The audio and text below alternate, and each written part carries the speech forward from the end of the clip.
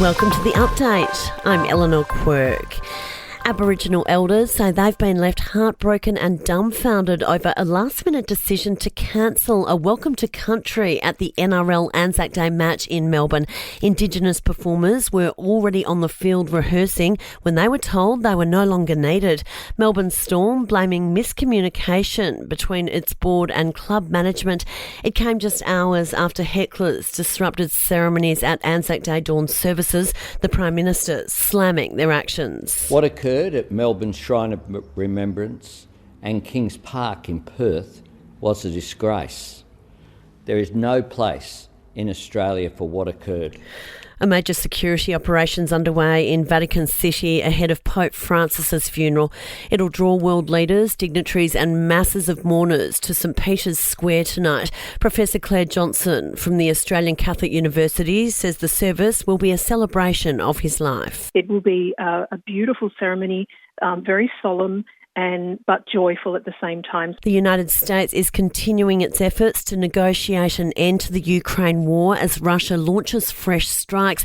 President Trump's special envoy, Steve Witkoff, has travelled to Moscow as part of efforts to reach a peace deal.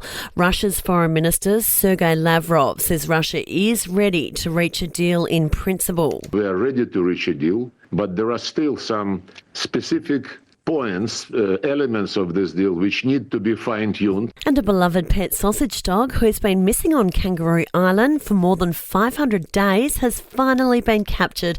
Valerie the Dachshund has been fending for herself after escaping 529 days ago. Local wildlife workers who caught the furry fugitive with traps and her favourite treats say she's travelled around 5,000 k's during her time on the run. Sport and entertainment are next. To sport, a faulty powerboard's being blamed for causing communication chaos in the coaches' boxes during the Collingwood Bombers Anzac Day clash.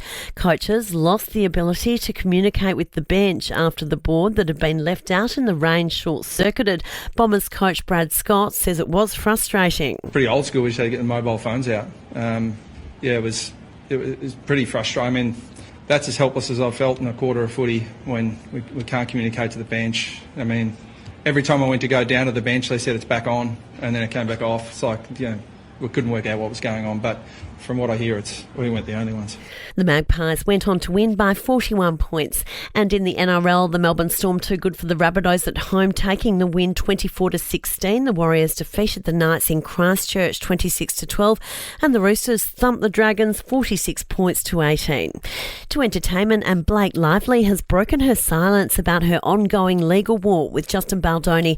Speaking out about violence against women at the Time 100 Gala, the actress briefly making reference to the feud. I have so much to say about the last 2 years of my life, but tonight is not the forum.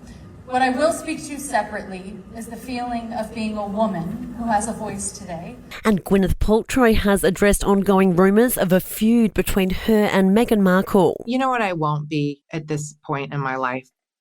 I won't be a pawn in some drummed up, triangulation of women feud in order for your clickbait. And that's the latest from the Nova podcast team. We'll see you again soon for another episode of The Update.